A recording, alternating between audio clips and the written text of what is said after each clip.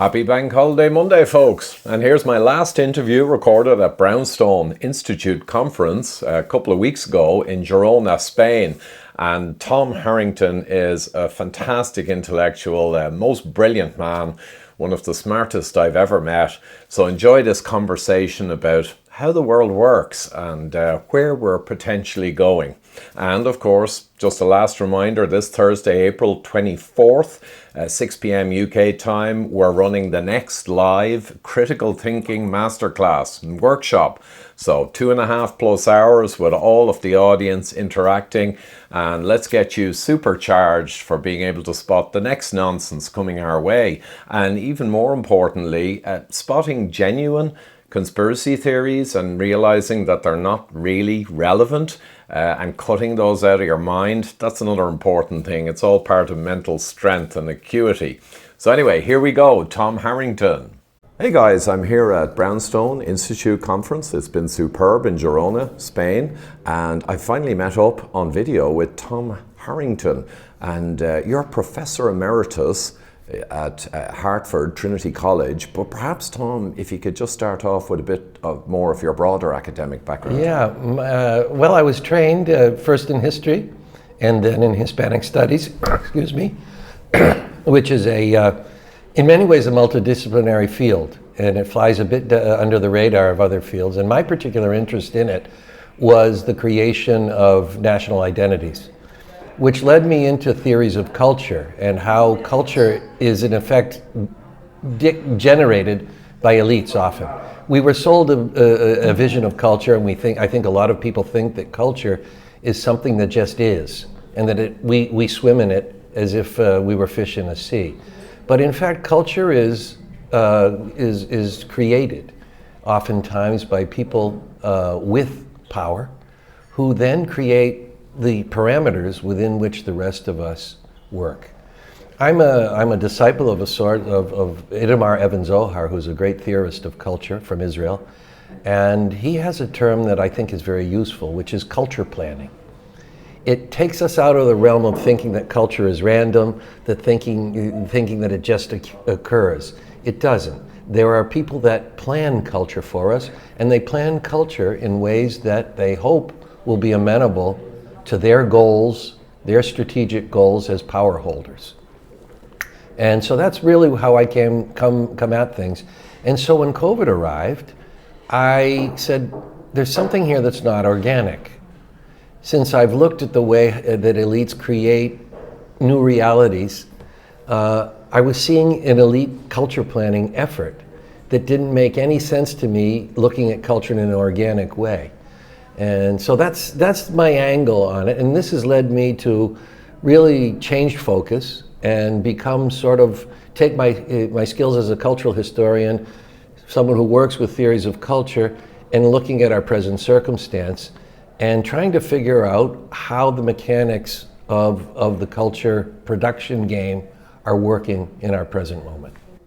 Excellent, Tom. And yeah, you've given so many fascinating talks at Brownstone in the US and in Europe that I've had the pleasure of being at. So you're really looking under the hood from the cultural kind of vector. You know what, because it's topical now, the whole Trump administration and this big change, personally, the alternative scared me, so I'm happy with what's happening. But then again, there are some question marks, some worrying trends within it. Maybe you could talk around that now in your analysis. It's a big question. Yeah, I find myself in the position of being someone who has not voted for either of the two main parties in the United States for, I think, going on some 24 years or so. When I began to figure out how the game worked between the two major parties. But nonetheless, like you, I was terrified of another 4 years of the zombie presidency of Biden, which would have been an even worse zombie presidency under that woman, as Bill Clinton once said. That woman was really one of the most unpresentable people that I've ever seen in public life, and of course, the deep state running the administration would have just continued apace the way it has over these last 4 years. Which brings us to Trump. And Trump's ability to at least take certain symbolic moves that, of course, I'm very happy about. Taking the steps that he seems to be taking in terms of dismantling the US empire, or at least parts of it, certainly not the empire itself, but maybe repositioning it. For example, getting USAID off the books, and frankly getting it out of the hair of the Europeans. The poor Europeans, of course, however, have begun to be, and I'm a lover of Europe, we're here in Europe. My career has been devoted to learning European cultures and languages, but I must say that at this point I'm a bit troubled by the direction that Europe is taking, and I see it in sort of a perverse way that the Europeans have become such good students of what they were paid to believe under the American administrations over the last 25 years, that they actually believe more now in what they were told to believe by the Americans than the Americans themselves do. And I think that's J.D. Vance. When you saw the reaction to J.D. Vance's speech about a month or so ago, I think that showed very clearly. All he was saying is, you guys are censoring. What he didn't say, of course, is you were censoring on our behalf for many years. And of course, the Europeans had begun to own censorship, and the flow of money that came from the United States to approve of censorship, to approve of the war in Ukraine, really made it possible. And now Trump is pulling the plug on that, and how can you not be happy about the end of the war, or the prospective end of the war in Ukraine? And how can you not be happy about the possibility of ending censorship regimes that are very heavy here in Europe, as we've seen here at this conference? There are people that are really suffering from the sort of censorship, and also the persecution of people who are speaking incorrectly on certain issues like the war and like COVID. So how can you not be happy about those things? But you don't want to get carried away either. This is someone who is a believer in power politics, and power politics, in some ways it's refreshing that he's being transactional, but do you want to live in a fully transactional world where it's all about, I get what you give me? I mean, to me it's an improvement, because it gets rid of this bosh that we've lived under about American democracy and the goodness of the Europeans and exporting democracy around the world. And insofar as that fraudulence is being wiped away, that's good. But then you look at what's going on in the Middle East, you look at what the United States has done to make it possible, and is still doing to make it possible, and you see a complete contradiction. And so he talks about the preciousness of life in Ukraine. He does, and to his enormous credit, he speaks again and again about people dying. I don't remember the last US president that would speak again and again about the tragedy of young people and soldiers dying. And yet you turn to Gaza, you turn to the Middle East. What about the preciousness of those lives and the problem of those people dying? And there's an absolutely different relationship. So that's troubling. That's troubling. He's a shifty character. He's certainly a very intelligent guy, which I wouldn't have necessarily said 5 or 8 years ago. But there's a certain form of intelligence that he has. But the whole package is much more complicated than Trump good, Harris bad, we escaped the great nightmare. We've gone from an extreme nightmare, which had the possibility of closing in on us and foreclosing certain basic liberties, to one in which we have the hope of certain liberties at least being protected for a while, but there's a lot of other negative things that may go along with it. Absolutely, Tom. And just thinking about that Gaza thing, I saw a video that it struck me a few months ago, and it was Biden back in 1986, I think in Congress. And he said, in terms of the few billion being given at the time to that thing, he said, if there was not an Israel, we would have to create an Israel. And then he said it a second time, powerfully. So I guess, is there just a realpolitik about that situation that you just gotta be with it? Well, that gets to one of the debates that goes on about Israel in the United States. And people like Noam Chomsky and Finkelstein have talked about this, is the debate as to whether Israel is a proxy of the U.S. empire or whether the U.S. empire is a proxy of Israel.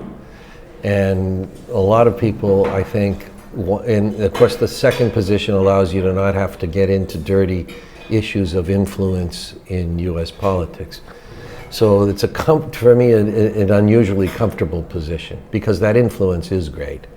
And I think it's clear that all the administrations of the last, well, we're more, I'm a little older than you are, but all of the last ones in our lifetimes have simply put that on the table as something that is untouchable. And so what you wonder, and not only about that issue, wonder about the economic policies, you wonder about the falling apart of much of the infrastructure of life in the United States, as I think you're beginning to see here in Europe, unfortunately. So, we've had a change, but we're not out of the woods in any way. And this is where I come back to the idea of looking at this historically. It's not necessarily to console yourself, but we're an empire. We're an empire in its latter times, and there's certain rules of empire that they begin to fall apart. They begin to fall apart, and the question is, how many palliatives can you administer to something that is on an inevitable process of decline? And it's very sad, and as a father, you say, why was I given the ability to grow up at the upward arc of the empire, and my children are probably going to be living on the downward arc of the empire. And these are things you go, I guess I can't control that. How do we live in the meantime as the people we want to live like, with all the constraints of living in a failing empire, and in many ways a flailing empire that is on its way down. And these are things you can't talk about openly, terribly openly in the United States, although there's been a great opening in terms of a couple of issues, talking about the deep state. I used to write about the deep state 10 and 15 years ago, and people would say, what's the deep state? Why does he keep on banging on about the deep state? And now it's a commonly accepted term within our political discourse. And empire has become not mainstream, because the mainstream job is to keep it out of the mainstream media's job is to keep it out, but people talk openly about empire now in a way that was impossible. And I guess only insofar as that gets us closer to reality, it's an analytical tool that helps us understand the reality we're living in better. And I guess there's a certain hope in that. And Trump is clearly saying through some of his actions, we're dismantling at least parts of the empire. So, I'll take it for the moment. I'll take it for the moment. Yeah. Well, you know what, Tom? I know we need to get back to breakfast and the rest of the team here. Maybe just a quick few words. You were kind of essentially a co-founder of Brownstone. Maybe just for the people, Brownstone Institute, you can sign up for free, but just give a little perspective about it and we'll wrap it up. Brownstone is an institute founded by, I won't go so far as to say a co-founder at all, but an early collaborator at Brownstone. Jeffrey Tucker is a remarkable human being who, in the midst of the pandemic, said something bad is happening here. All of our laws, as we know them, our rights, I should say, are being taken away from us. And in the summer of 2021, he founded the Brownstone Institute to serve as a forum, a think tank of sorts, but an open, transversal space where opinions about the problems of liberty, the problems of life in these times would be able to be talked about. What Brownstone seeks to do is to establish a space, a metaphorical space, but also through these encounters we have at places like this, to bring people together in a free, unrestricted way, or as free and as unrestricted as is possible, to share ideas.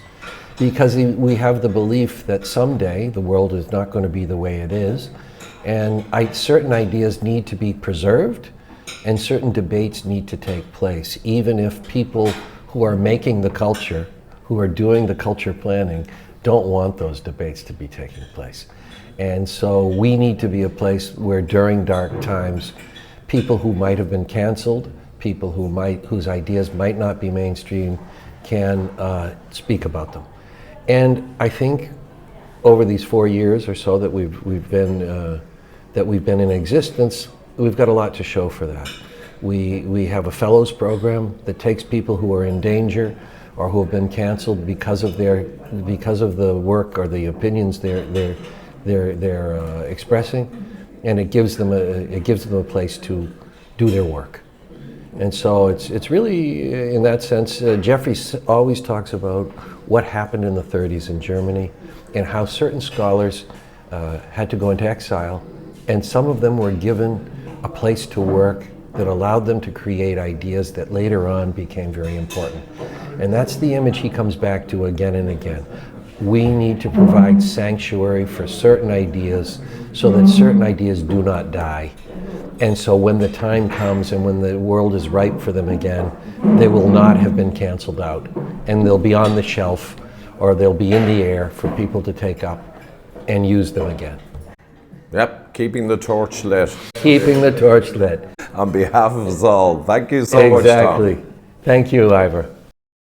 That'll do it, folks. As I mentioned, ivorcumminsworkshops.com. You can book now for the 24th of April, this Thursday, which is the next live session of the Critical Thinking Workshop. So I'm getting fantastic feedback. You'll see on ivorcumminsworkshops.com homepage the various feedback I've put there, and I've got a mountain more to put up when I get a moment. So this Thursday, 24th, Critical Thinking Workshop. We can all get together, go through the best possible tools for critical thinking and getting to the heart of a matter. God knows we need that in today's world more than ever. Thank you.